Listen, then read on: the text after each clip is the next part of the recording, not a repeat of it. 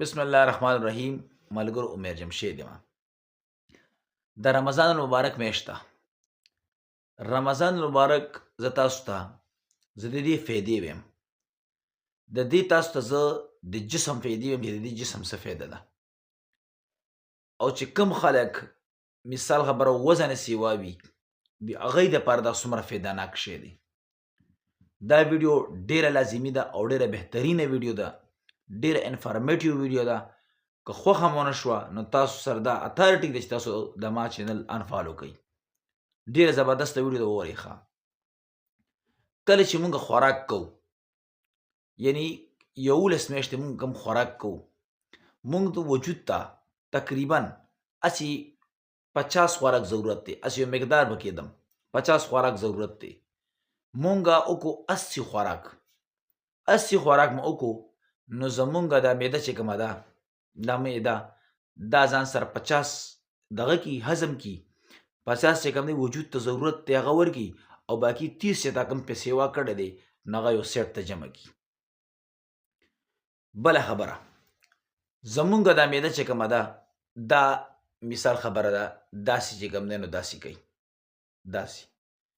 او چې کله په دې کې مال ډېر پروت وي نو دا به یې داسې ورو ورو کوي، چې به پکې دې نه هم سیوا پروت وي نو بیا راسې دې نه هم ورو کوي. دا یاد ساته ځان سره. ښه، بله خبره ما تاسو کوله چې اوس تا سره 30 سټاک جمع شو، معدې تا والا چې کوم دی 30 سټاک جمع کړو ځان سره، چې هغې نه کولسټرول جوړېږي، یعنې وازګتن جوړېږي بیا. ښه، بیا بل رسته چې کوم دی نو تا مثال خبره دومره خوراک وکړو، فار ایگزامپل 70 خوراک دی وکړو، دا جسم ته 50 ضرورت دی. 20 چې کوم دی نو هغه بیا معدې سیټ ته کړو، معدې بیا سیټ ته کړو، او 50 خوراک چې کوم دی نو هغه تا وجود ته ورکړو چې کوم تا وجود ته ضرورت دی. دغسې چې ته کله ایکسټرا خوراک کې نو هغه یو سایډ ته جمع کوي معده ځان سره، چې هغه اوس یو چربي شي چې په وجود کې څه کي، دا رګونه هم تنګوي، دا چربي دا وازګه په معدې باندې پرته وي، یو سیټ ته پرته وي، چې دا انتهایی نقصان دی. دا نو دا اوس ولي کېږي څنګه؟ اوس د دې ولي کېدلو طریقه یې درته ښیم. روژه مبارکه چې راغله، اوس تا وجود ته د 50 خوراک ضرورت دی. تا سارانه 50 خوراک وکړو، 50 خوراک ته وکړو، هغه خوراک چې کوم دی نو معدې هضم کړو، معده خالي شوه. معده خالي شوه، معده خپل کار کوي.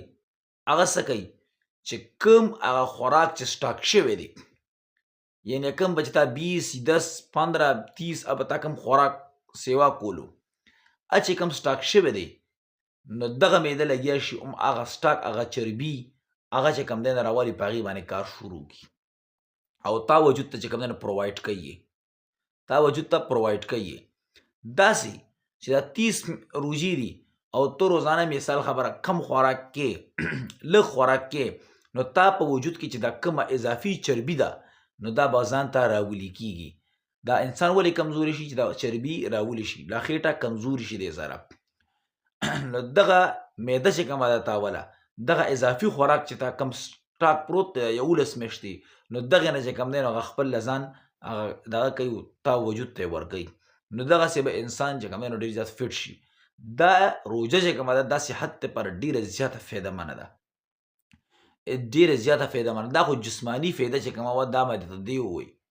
د دې چې کومې روحاني فایدې دي، ایمان مضبوطوي، او د روژې چې څومره ثوابونه دي نو هغه به انشاءالله زه په نیکسټ ویډیو کې هم دا جسماني یو څو فایدې وي چې ما درته ووایي. امید لرم تاسو به دا ویډیو خوښ شوي، خپلو ملګرو سره لازمې شیر کړئ. د الله په امان.